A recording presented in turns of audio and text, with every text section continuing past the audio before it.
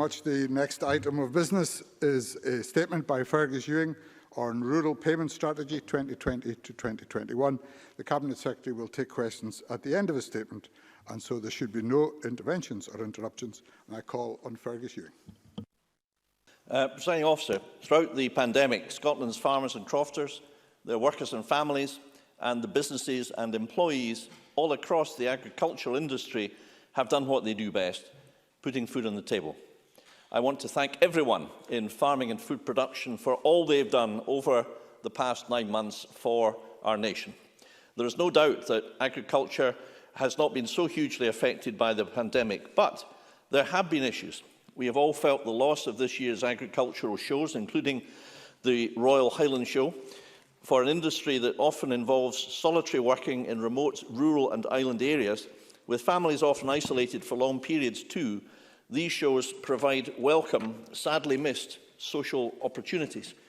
Auction and livestock marts have had to operate differently this year, and I want to thank the industry for working with us to create guidance and working practices that have enabled them to continue. The pandemic created challenges for fruit and veg growers in securing a workforce at the right time.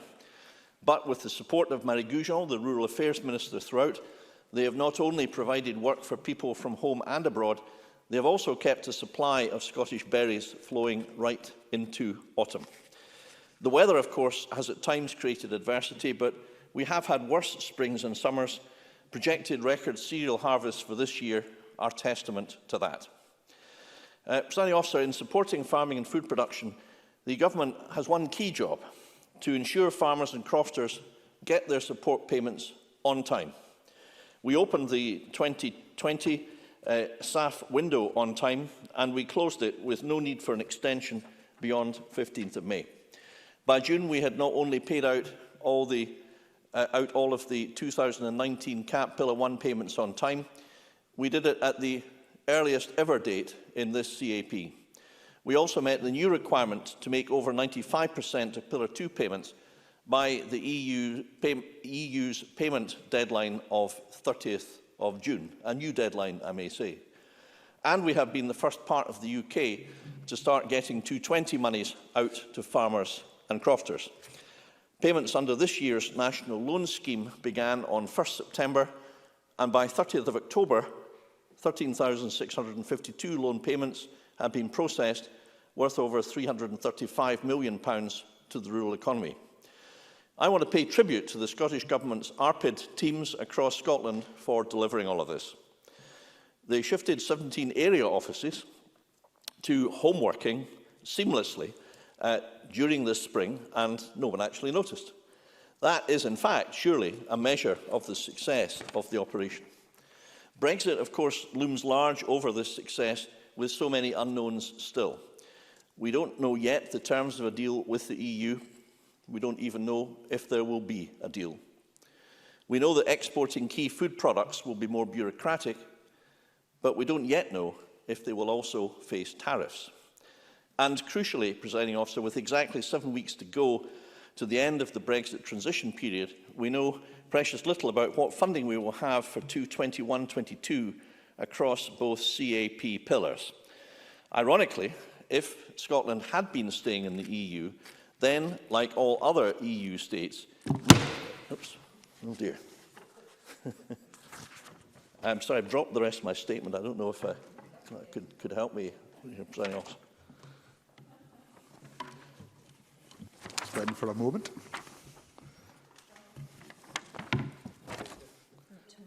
Yeah. Is it just broken? I think it is broken.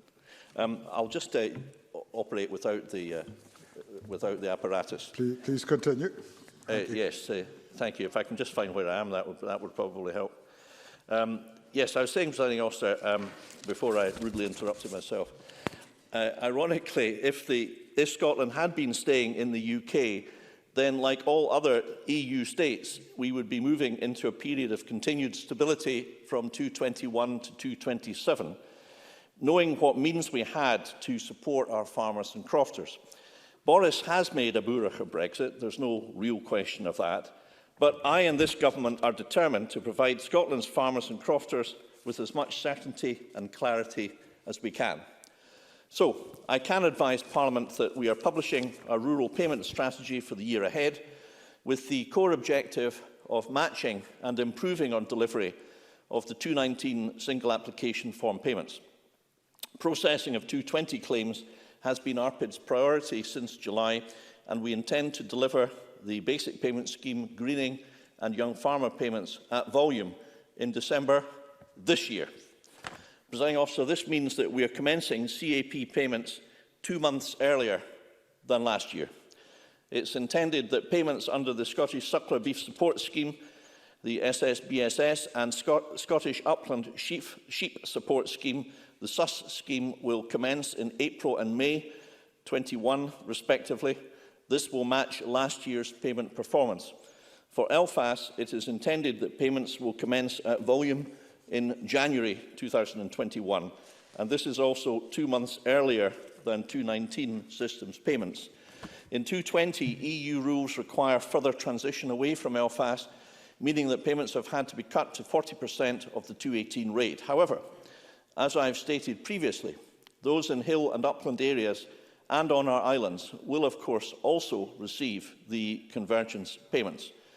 These payments will therefore maintain or improve their financial position, and it's my intention to deliver the second instalment of convergence funding in January.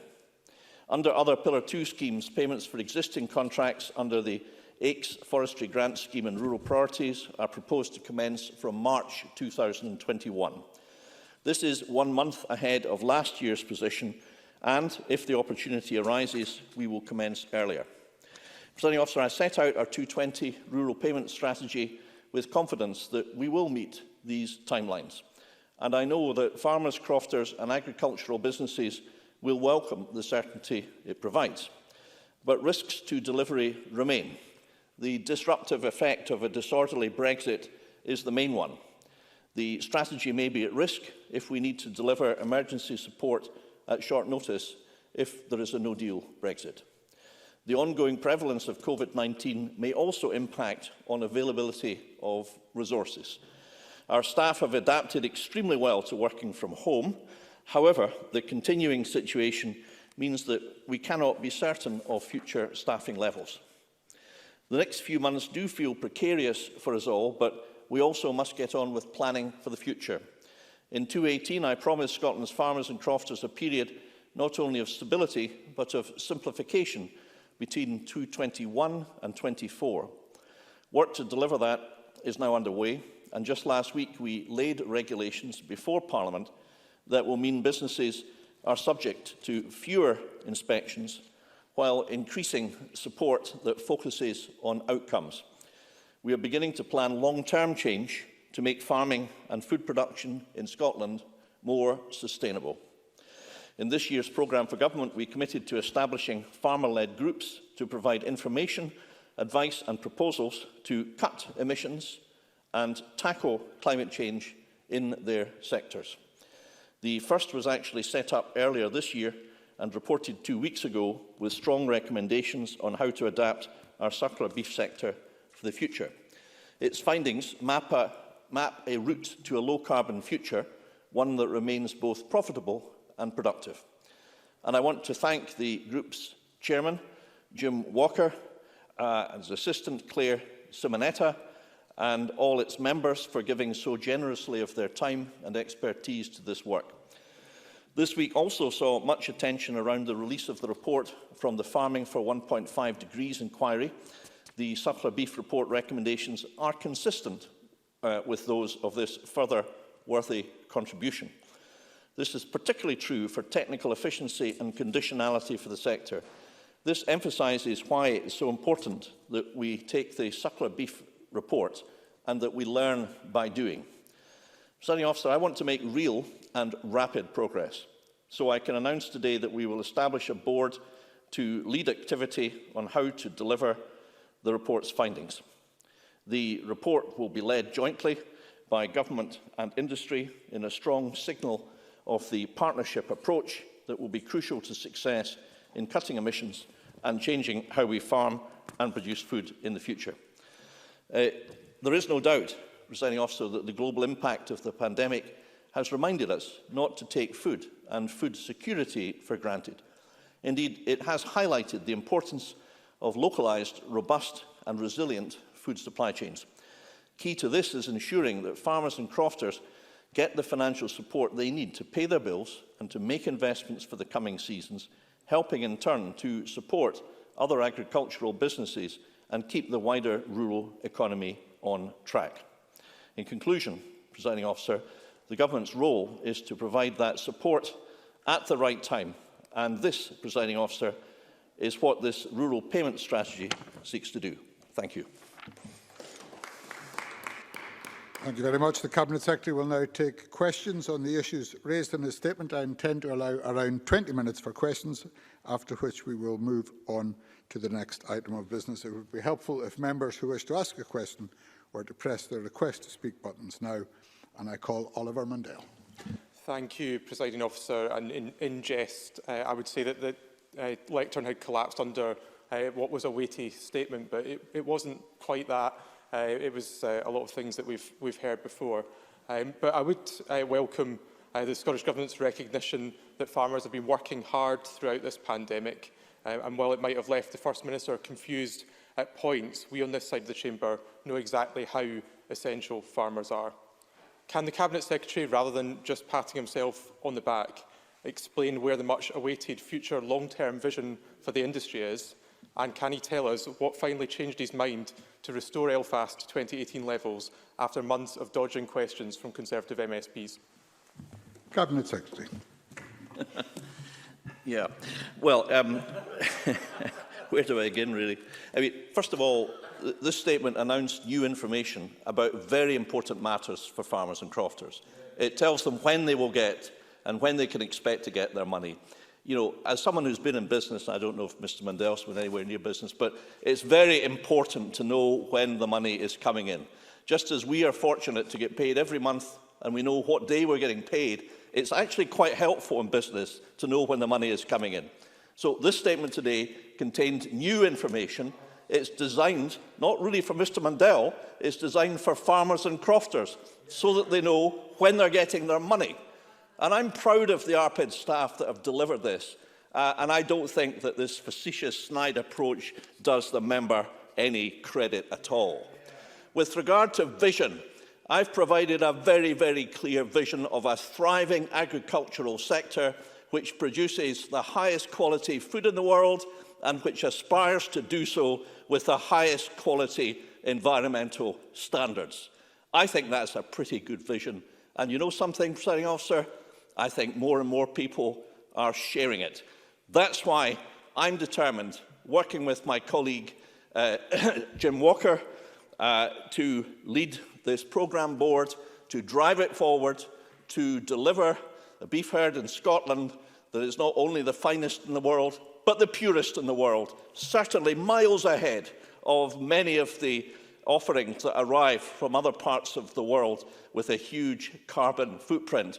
And I'm also proud of all the other sectors in our very varied farming panoply, right across from the hill farmers to the vegetable and fruit growers, to our arable sector, to our sheep sector, to our pig sector, and so on and so forth. And my job and my vision is to allow them a secure future. Lastly, about ELFAS, his assertion is complete codswallop. Absolutely the total opposite of the truth. I have made it crystal clear that I've been intent on maintaining hill farmers' income. I've done that from day one, and Mr Mundell is out on his own in his unfounded Trumpian assertions. Thank you. I remind all members of the importance of courtesy and referring to each other in the chamber. And I now call Colin Smith. Thank you, Presiding Officer. Can I thank the Cabinet Secretary for advance sight of his statement, and also thank all our farmers, crofters and food producers for keeping Scotland fed in these difficult times. ELFAS is a lifeline for many of those farmers and crofters. So, Presiding Officer, I think it really is a sleight of hand by the Cabinet Secretary to use conversion money to plug the gap in his commitment to maintain ELFAS payments at current levels. It's a year since the Cabinet Secretary allocated the first tranche of conversion funding. So can you tell us how the remaining £70 million will be spent. How much of that will he redirect to plug in the funding gap for LFAST? And will he also commit to those payments to those in receipt of LFAST continuing at current levels until a replacement is delivered? And when will we have details of what that replacement is likely to be? Cabinet Secretary. His remarks about farmers, I appreciate them, and I think all of us do. With regard to LFAST, I've made it absolutely clear that the basic requirement is that those who are farming in our hill land, our extensive holdings, our islands, our most remote rural parts, require to be supported for what they provide for Scotland as a whole, for the food they provide, for the stewardship of the countryside that they deliver, and for their contribution to supporting rural communities throughout this country. I made it crystal clear that whatever the schemes are called, that principle must be accepted. And I've been pleased that that principle seems to be accepted across the political spectrum. I've made it clear that under the approach of stability and simplicity, we continue broadly with the LFAS approach, and I've confirmed that recently, and I was pleased to see, I think yesterday, that the NFUS welcomed that approach. I've also had very sensible discussions with the Scottish Crofting Federation just last week as well. This gives us time to work on a replacement, but the last point I make is a very simple one. Until such time as we know what the decisions will be with Brexit, and in particular, Presiding Officer, whether there will be tariffs on our lamb exports of up to 50% on our lamb, if there is a Tory Brexit no deal, then it is impossible to make finalised plans for the future, because we may well require to have an emergency support package for our sheep farmers as a direct result of Brexit. So in the real world, where I have to make these difficult decisions, we will make them just as soon as we can, and that will only be once all the Brexit confusion has eventually been lifted. Maureen Watt, to be followed by Finlay Carson. Thank you, Presiding Officer. And as a farmer's daughter, can I say that many farmers will already be on to their bank managers to let them know when the money's coming in. It's that important to know how the money is coming in. But can I say that the recent report of the Suckler Beef Scheme has some novel and exciting recommendations in terms of how our food and farming sector can build a sustainable future and contribute to our world's leading climate change targets. Can the Cabinet Secretary update the Chamber on the timescale in which he intends to take forward the recommendations in the report? Cabinet Secretary. Well, I thank Maureen Watt for that question, and I'm extremely grateful to the work of Jim Walker, Claire Simonetta and the rest of the forward-thinking members of the Suckler Beef Climate Group. The report shows how the sector can take a lead on being part of the climate change solution, whilst at the same time delivering as a world leader in efficient beef production. I will give more details of how the farmer-led approach will be delivered in the near future, and I want to assure everyone in other sectors that their contribution will be just as important as the beef sector. We started with the beef sector because, of course, it's associated with methane emissions, and therefore we felt it best to start with the most significant contributor to show that we're tackling, if you like, the most significant issues first. But all sectors are important. And the last point I make is that this approach is a farmer-led approach, Presiding Officer, quite deliberately so, because my view has been that working with farmers, we are more likely to persuade their peers who have perhaps done things in a similar way for decades, if not a lot longer, that these changes can be made to work, commercially as well as environmentally. And the early signs from the press reports and the conversations I've had are that the farming community not only welcomes the Walker and the Miller report, but actually is champing at the bit to fire ahead. And therefore, I'm not going to give a timescale today, but I will hope to revert soon with one, but it will be a short timescale. Finlay Carson, to be followed by Stuart McMillan. I also echo others in recognising the hard work of our agricultural sector and the SERAD staff during this difficult time. And what is ironic is Mr Ewing is trumpeting the EU moving into a period of stability without mentioning the predicted massive cuts to the EU subsidy budget which is coming. But Mr Ewing, I can assure you that we have all a shared vision of a successful agricultural sector. But whilst you set up groups and boards and apparently listen to the industry, there is still no clear direction of travel from you on how the rural sector is going to get there. When exactly will the Cabinet Secretary clearly outline his government's long-term intentions with regards to supporting our farmers' transition to a sustainable future in terms of business resilience, food production and the environment? Cabinet Secretary. Well, I don't accept the thesis, and I have already answered the question, but just let me re-emphasise that I think now, with the benefits of these two reports, which have been so warmly welcomed, that my duty is to drive things forward as quickly as possible and use these groups to work together to deliver programmes which will include funding support in order to deliver the best quality farming in the best environmental practice in the world. That is a vision. It's my vision, and I think it's one that's shared by most farmers. And I am intent and I am determined, and I will drive it forward, and we will deliver it, just as we've delivered the fixing of the CAP problems, as I assured Parliament some years ago we would. We've done that, and we will do the next thing, and we will do it as quickly as possible, and we will get on with the job, and farmers will be leading it, and that, I think, will be the key to its success. May I remind members in the chamber and elsewhere that these are questions and answers and not opportunities for speeches. Now call Stuart McMillan. Thank you very much, Presiding Officer. Certainly, Cabinet Secretary, there's one key part of the claim processing puzzle yet to be completed, and that's on getting letters sent out on reductions and also exclusions to farmers and crofters' claims. Can the Cabinet Secretary provide some advice on the progress of these, please? Cabinet Secretary. Yes, I can. The letters setting out the details of reductions to land and animals claimed have been delayed as a result of the uncertainties of Brexit.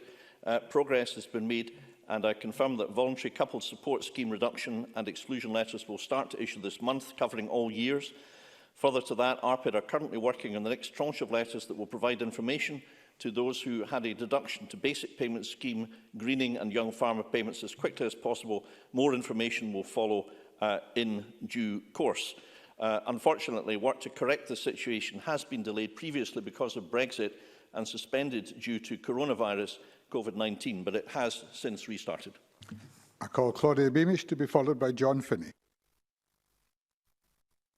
Thank you, Deputy Presiding Officer. In his statement, the Cabinet Secretary only states, I quote, "We are beginning to plan long-term change to make farming and food production in Scotland more sustainable. Climate change waits for no one. What other recommendations from the Farming for 1.5 Degrees report will he be taking forward in conjunction with farmers beyond that on those on suckler beef? And when will the long-awaited food and farming report be published, which we all anticipate so much? Thank you. Cabinet Secretary. Well, of course, there already is a great deal of work which we support in advancing environmental matters using CAP funds in both Pillar 1 and Pillar 2, and I wish to emphasise that. The additional work which Claudia Beamish alludes to includes our investment in forestry, £150 million additional resource, taking further the rise in new plantings from around 11,000 upward, and also in restoring peatland, where my colleague Rosanna Cunningham has devoted and secured a funding of £250 million, I believe, over the next 10 years. And therefore, peatland restoration and afforestation are two parts of this.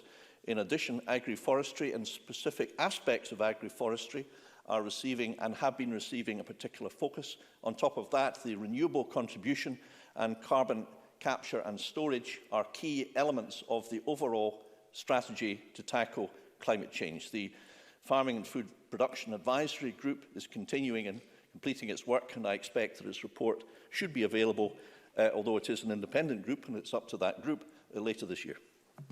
John Finney, to be followed by Mike Rumbles. Thank you, Presiding Officer. Cabinet Secretary, I'm sure our hard-working crofters and farmers will welcome that information about payments. You rightly highlighted that exporting our key food products will be more bureaucratic with the threat of tariffs.